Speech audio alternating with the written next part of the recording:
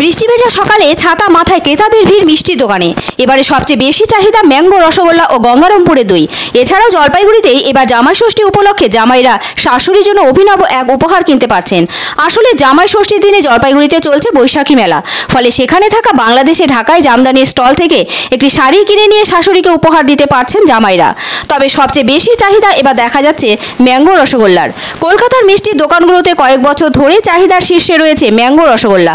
এবার সেই ট্রেন্ড দেখা যাচ্ছে জলপাইগুড়িতে।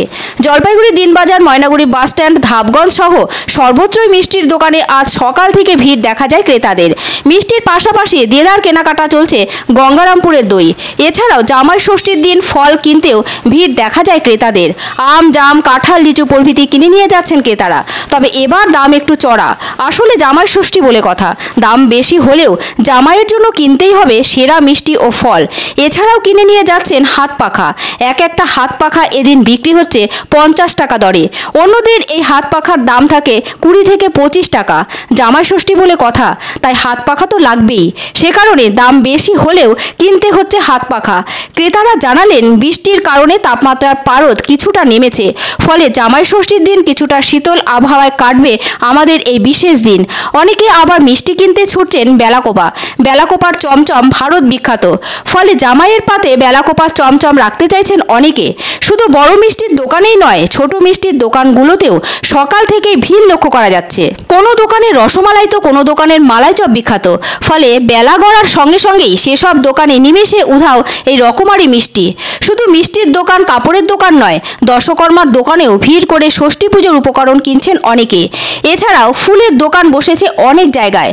শহরে যেহেতু ফুল গাছ তেমন নেই, তাই গ্রাম থেকে ফুল, বেলপাতা, দূর্বা এসব উপকরণ এনে অনেকেই অস্থায়ী দোকান লাগিয়ে সেগুলো বিক্রি করছেন। এছাড়াও এই ষষ্ঠী পুজোর বিশেষ উপকরণ হলো দূর্বা, করমচা, বাঁশের কোড়ল ইত্যাদি জিনিস। যেহেতু এসব জিনিস সচরাচর শহরাঞ্চলে পাওয়া যায় না, তাই গ্রাম থেকে এনে দেদারে বিক্রি করছেন কিছু অস্থায়ী ব্যবসায়ী। জামাই ষষ্ঠী উপলক্ষে জলপাইগুড়িতে এখন সাজো সাজো রব। জামাই মেয়ে নাতি আসছে, তাদের জন্য আসতে হবে না মিষ্টির দোকানে? হ্যাঁ, জামাই ষষ্ঠী বলে কথা। কত রকমের মিষ্টি, দই মিষ্টি। এই গরমটা পড়েছিল, বাপরে বাপ, তার থেকে তোমার এই ওয়েদার অনেক ভালো। ও ক্যাটসান 10 হলেও ভালো। আমাদের এবার ম্যাঙ্গো রসগোল্লা হয়েছে। আমাদের এবার স্পেশাল হচ্ছে ম্যাঙ্গো রসগোল্লা। আরও বিভিন্ন আইটেমই আছে, গাজরের সন্দেশ আছে।